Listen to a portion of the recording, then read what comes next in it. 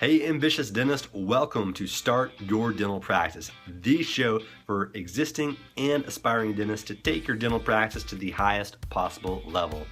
I'm your host, Jonathan Van Horn, CPA and ABV, founder of dentistmetrics.com. In every episode, we aim to demystify the how to start a dental practice problem by bringing on world-class dentists, influencers, and consultants in the dental industry to pick their brain about how to get past the barriers involved from going from no practice to being a practice owner to owning your own successful dental practice. The tools and software you use to run your practice can either help you enable you to get more done or make life needlessly complicated. For dentists, it's really often the latter. Fortunately, we've seen some incredible innovation in the dental tools and software space over the last few years, which is why I'm incredibly excited to share my conversation with Kevin Rossen of Divergent Dental, whom I had the chance to sit down with a few weeks ago at the Voices of Dentistry event. Now, in our quick chat, we covered a ton of ground about how to effectively track the numbers in your practice in a way that doesn't drive you insane. And so here are a few things you're going to hear about. You're going to hear about Kevin's morning huddle method to instantly boost team productivity, the 3 metrics that are essential to tracking your practice, why not all dental software is created equal and how to choose the right tools, the metrics you should know daily and the metrics you can ignore when starting out, how to overcome the barriers to tracking certain metrics and increase staff buy-in, and a whole lot more. And at the end of the episode, you'll also hear more about an exclusive guide I just put together to help you get more out of attending conferences in the dental space. So be sure to listen all the way through this entire interview to get access to that. And now, here's my interview with Kevin Rossen. Hello, ambitious dentists. Today, I have with us Mr. Kevin Rossen with Divergent Dental. If you haven't heard of Divergent Dental, it is a software that helps you track your numbers, which is something I really enjoy talking about and having my listeners realize is kind of important to take care of. So, Kevin, thanks for coming on the podcast. Yeah, thanks for having me today. Yeah, so guys, just so you know, we were actually at the Voices of Dentistry podcast summit here in beautiful Nashville, Tennessee, which most things we're going to look at is the inside of a hotel walls right now, but that's great. So, Kevin, you're here as a sponsor, as a presenter. How's things going with that? Yeah, so I'm a sponsor here. One of my customers, Sean Van Diviver, he helped coordinate this event and asked me if I would be interested in coming out, and I thought it was a cool place to be, meet some neat people, kind of let people know about what I got going on with Divergent Dental, and so just trying to help grow a new event. So tell us about Divergent Dental. Where did this come from? How did you get into the dental industry for software? So, long story short, my dad is a dentist, and I manage his dental office for him. He's been in practice for over 30 years in the same location. And when I came on board, he was already tracking a lot of numbers. He had a lot of different spreadsheets he was using that we would manually update each day. And when I say we, I mean me. I would spend 15 minutes here and there throughout the day, totaling up about an hour every day, just pulling a report, plugging in the data into a certain spot on a spreadsheet, and then saving the file. And I would always get frustrated because I have a little bit of a background in computers, and I thought, computers are smart. They should be able to make this data happen at least somewhat automatically. So with our old software, I figured out how to semi-automate it. We made a conversion to OpenDental, actually, and we were working with a consultant that was using a different software out there, and it just wasn't pulling the numbers right. The data was wrong. It ignored write-offs completely. And so I was like, we can't use this reports because the data's not even accurate. We're looking like we're only collecting 70% when the reality is we're collecting close to 100%. So my motivation was I needed something for me to help manage the practice and made my life easier and give me more insights into how the practice was doing. And so I figured out how to make a system that works. And then I realized, hey, there's other people out there that might want this. And sure enough, found quite a few people that throughout the country that are utilizing my services now. So as far as, I really like the fact that you kind of scratched your own itch of like, okay, all these practice management software kind of suck at giving me the numbers that I actually freaking need to know in actually my dental practice, right? So I am not kind to the practice management softwares out there right now. And I've done it many times on the podcast to talk about how it's infuriating that you can't pull the information that you need out of these things in order to manage your practice. Everybody always uses that analogy of like the McDonald's, of like, they know to the penny how much in supplies they're going to use for the day, and they know staffing costs so they can cut it down and everything like that. And people think that for whatever reason the dental industry should be able to do that. And the thing is in those service-based companies, you've got supplies, and it's very, the collection time lag between I order something and I pay for it is like 5 seconds.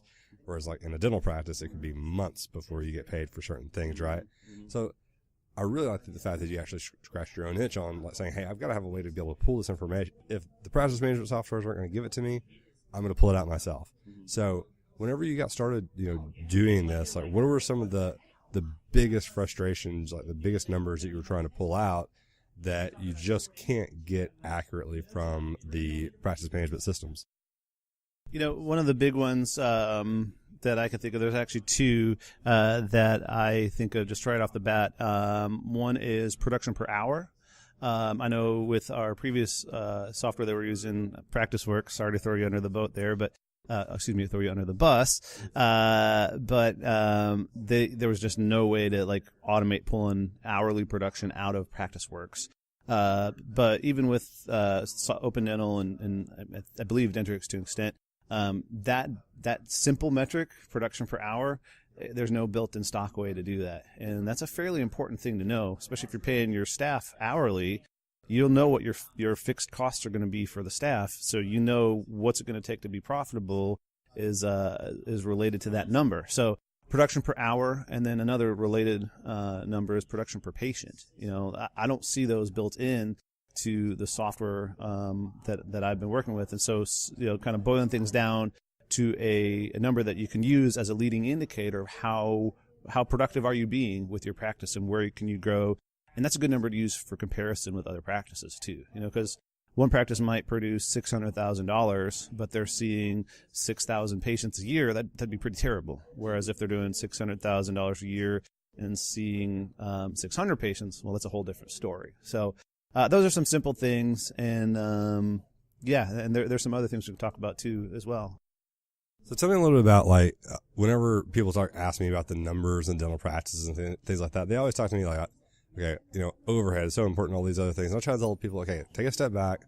It's not just the overhead. It's how you generate your revenue that makes the overhead be a result. So how are some just stories of clients of yours that have utilized your software in order to make that change, to be able to understand the production and how that occurs and to optimize that? Do you have any stories like that? Yeah, sure. So I can speak from our own experience because, again, I built the software for us. One of the areas that just across the board I see dental practices falling short on both production-wise and I would say probably standard of care-wise is with periodontal disease. I've seen this study from the Centers for Disease Control, which is not a dental industry-related thing, but they did a report a few years back, and they said that they believe 40% of the adult population in America suffer from periodontal disease. And when I looked at our numbers after looking at the report, I figured we were actually treating about 13% of patients for periodontal disease. And I realized, okay, either we have a lot more healthy mouths in North Texas, which is not the case, or we were underdiagnosing or undertreating periodontal disease. And in the reality, what we were doing a lot of was we were giving away a lot of our perio treatment in our hygiene rooms. They were doing more than just a prophy, like a preventive cleaning. They were doing like a periodontal maintenance type cleaning, but we're only charting it as a prophy. And from a production standpoint, that's you're giving away money at that point. And also from a standard of care point, educating the patient on their dental health and how that affects their overall health, I think it's a disservice to the patients too. So just for us personally, periodontal disease is one of the areas we identified that we were lagging. And we're not treating 40% yet, but we've gone up to closer to 20%. So pretty marked increase. And that's probably one of the most straight across the board when I look at clients. For the most part, they're falling short on periodontal disease. Another area that I look at just as a thing every practice should look at is their reappointment rate. What percentage of their patients that they're seeing are they booking their next appointment when they leave the practice, or how many are coming back? A good number to shoot for practices is somewhere between 80 and 85% or more. I don't think you should aim for 100% because there are patients who aren't going to show up for their appointment, or for various reasons, you may not want them back as a patient. So 100% is not even a realistic goal. So, well, first off is knowing where you're at. For us, when we first started tracking that, we were at 67%, and we realized that was pretty horrible. And through just tweaking things and how we schedule the appointments and the wording that we use, we've got that number up to, it's over 80% now on average. So pretty marked improvement in just a couple of years. With just being aware of it, being aware of the numbers is the first step.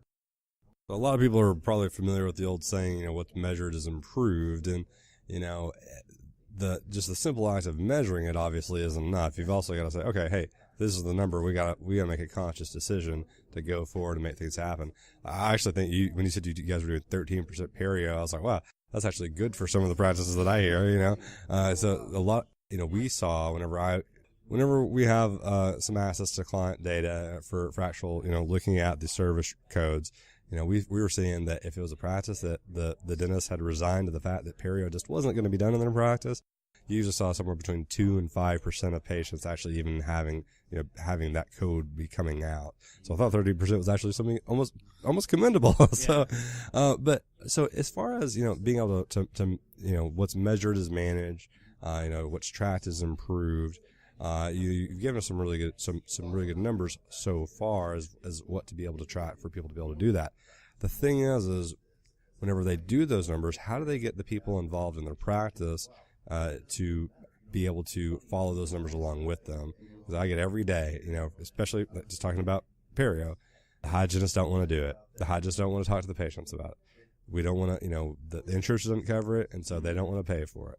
How do you get people to get past kind of that understanding of like, okay, this is an important number and it can be changed if you just try, if you do this type of thing? I mean, is that something that you've seen success stories on? And again, this is and obviously you're not a practice management consultant, right, but you've seen the numbers. I'm sure everything I'm saying you've heard people say too, like, oh, that's interesting to know, but I'm never going to be able to change it. How do people actually?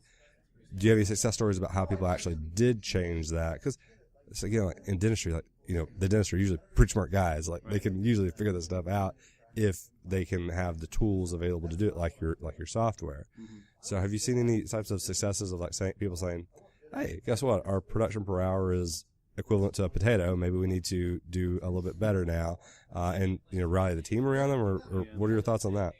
So a couple thoughts as far as a success story. One of my clients, we first started. We track on procedural level number of crown units that they've done, and his numbers were way low. I mean, they have 1,000 new patients a year, and they were doing less than 20 crowns per month, and I think it was under 10 a lot of months.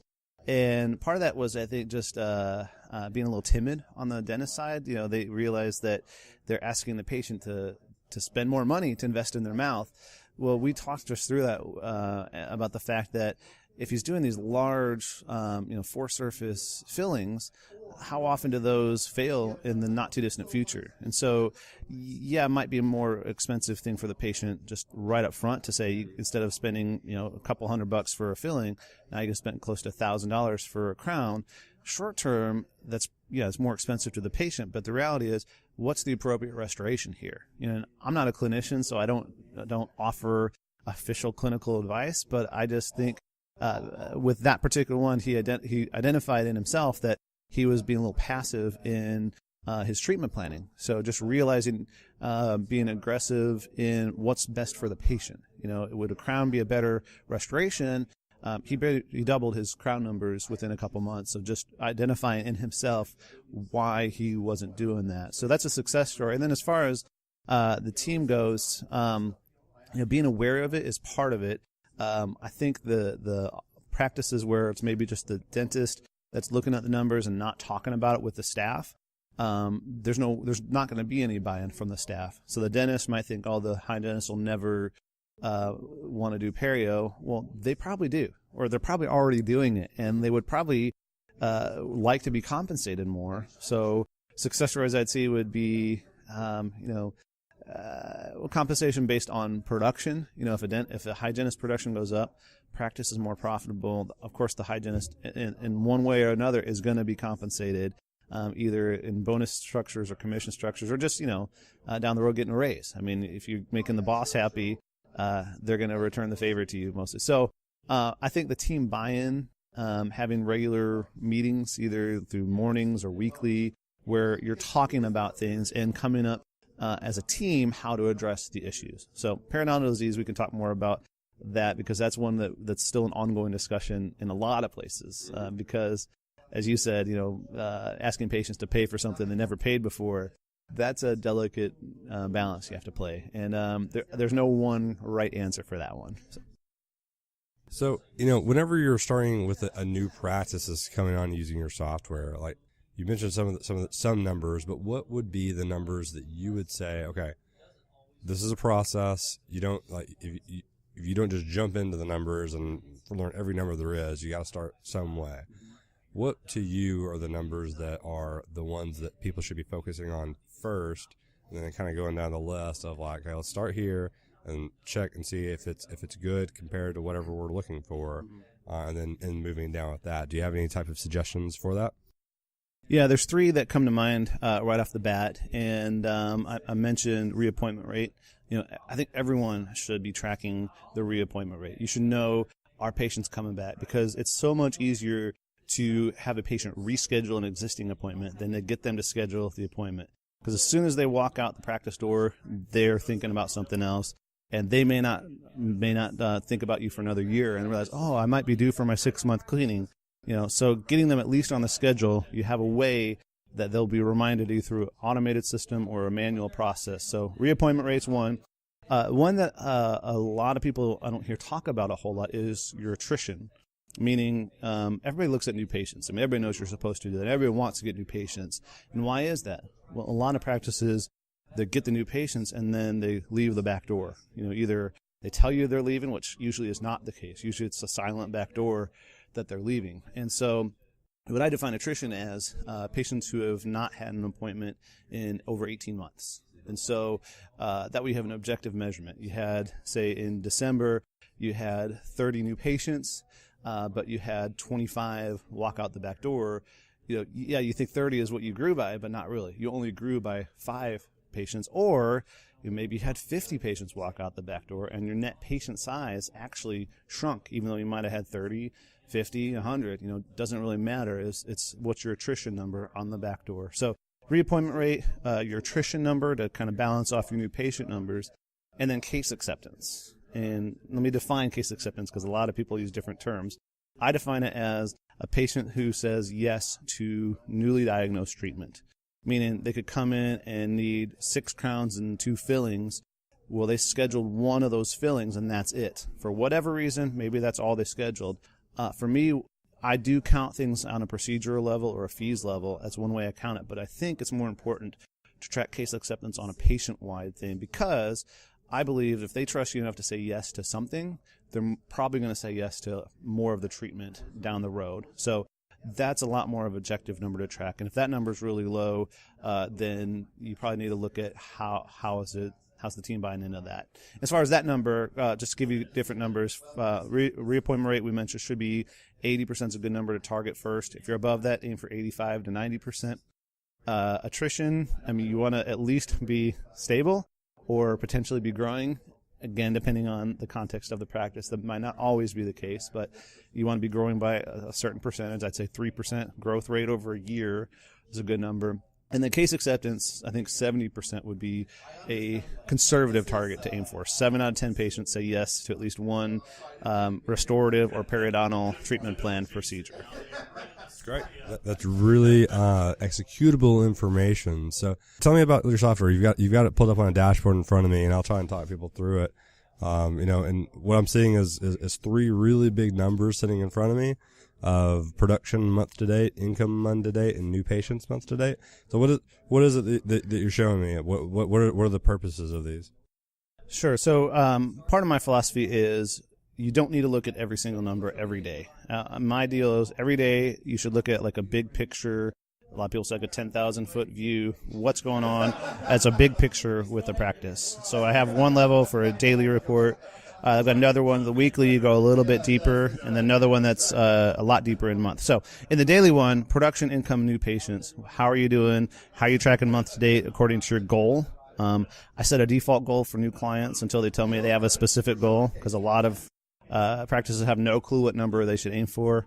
I say aim for 5% growth over those three numbers over your 12-month average. So what have you been averaging over the past 12 months? Or if you're a newer practice, you could say whatever is 6 months.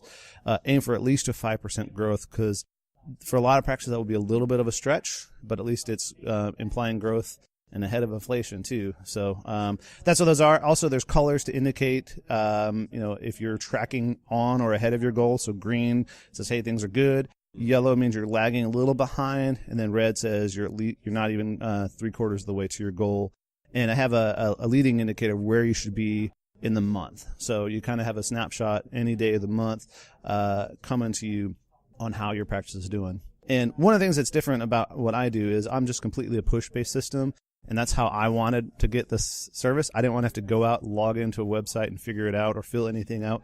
So all the data comes to you in a push-based format. So it's a PDF email attachment you can open with any device and see anywhere in the world how your practice is doing.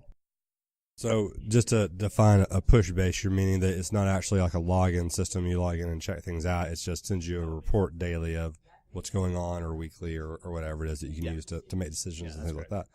Okay, very interesting. And so is this this is the main one? I see there's a dashboard, a weekly recap, a monthly report, etc. So in the weekly recap, I dive down a little bit closer and break things down on a provider level. So you can look at things about their production per patient, their reappointment rate, and the production per hour. So each provider, it'll break that down, those who were active that week.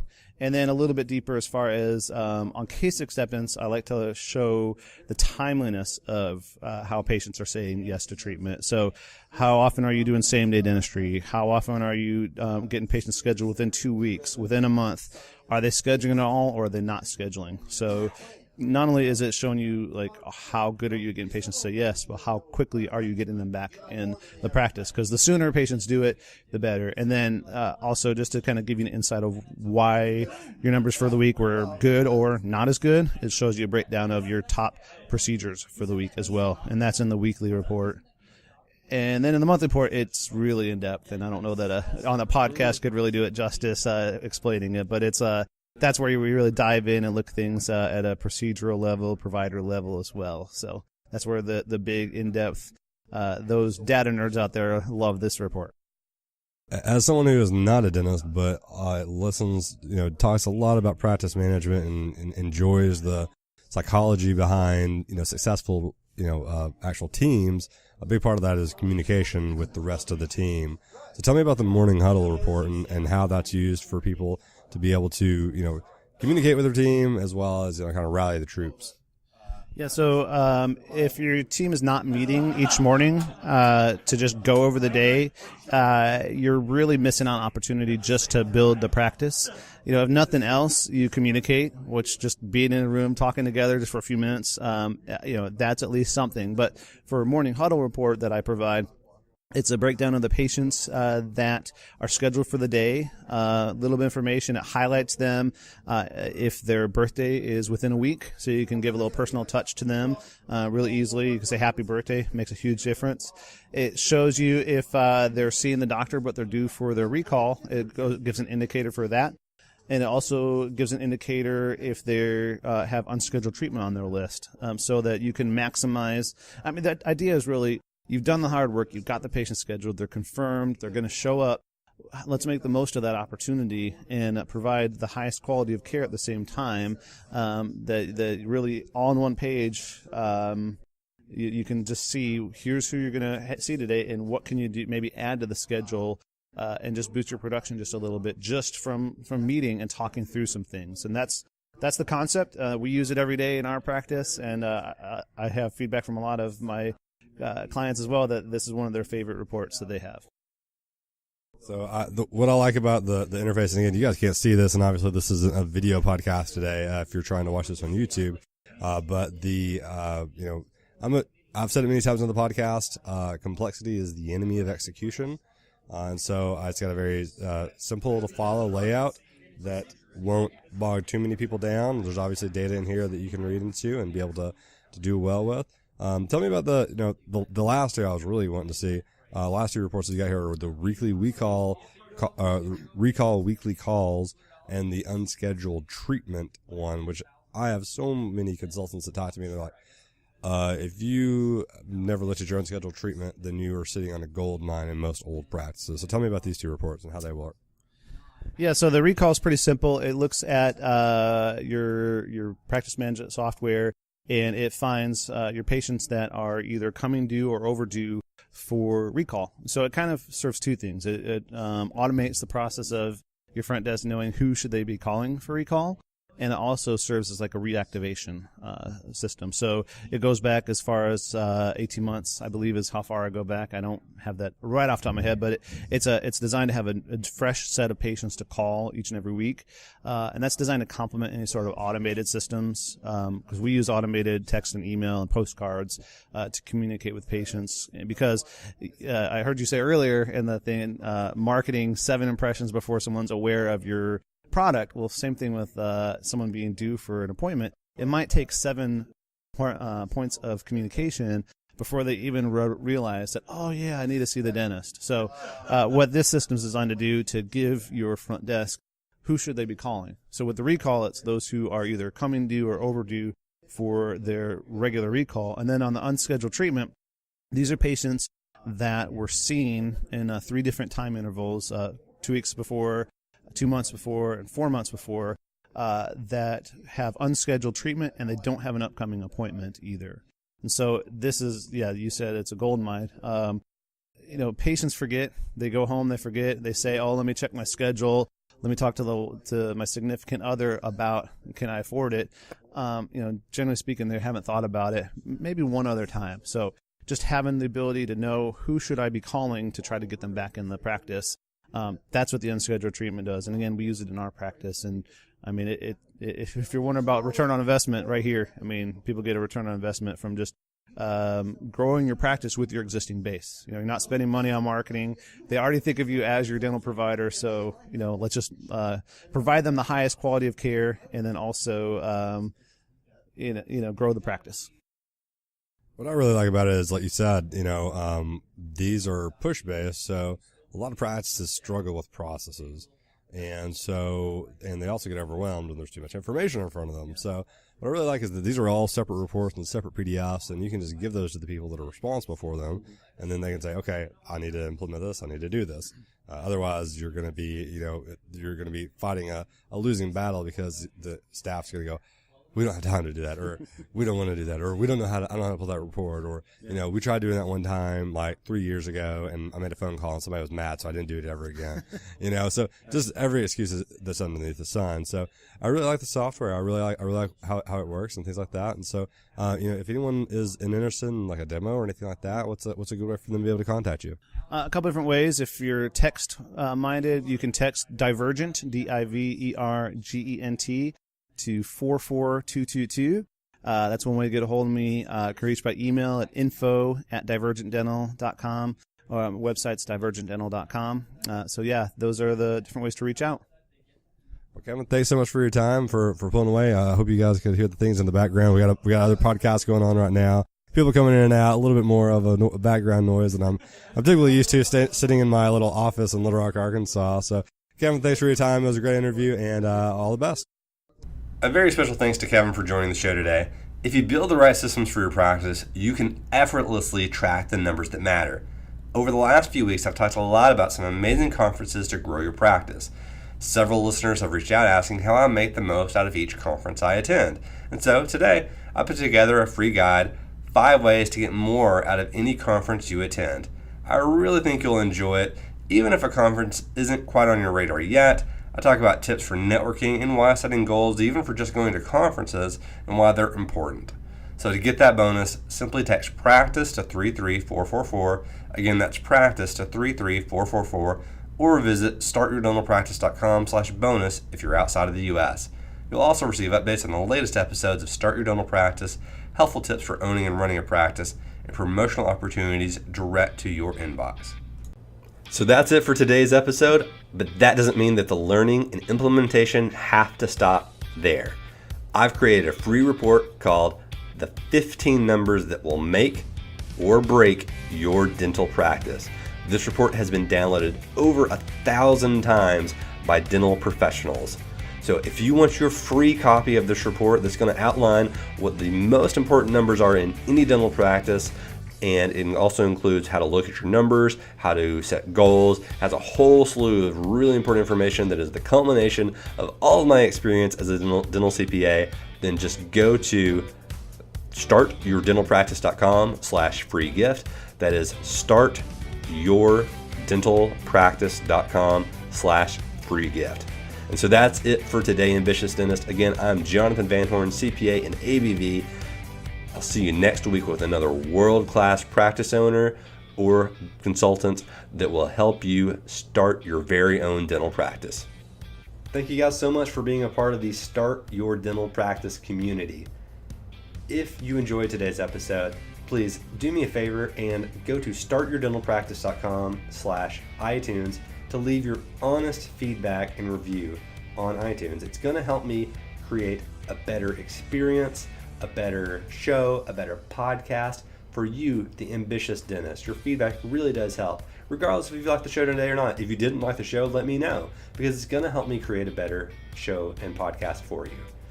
Lastly, if you know of anybody that would benefit from today's episode and today's content, today's guest, please feel free to share with them on social media or through email.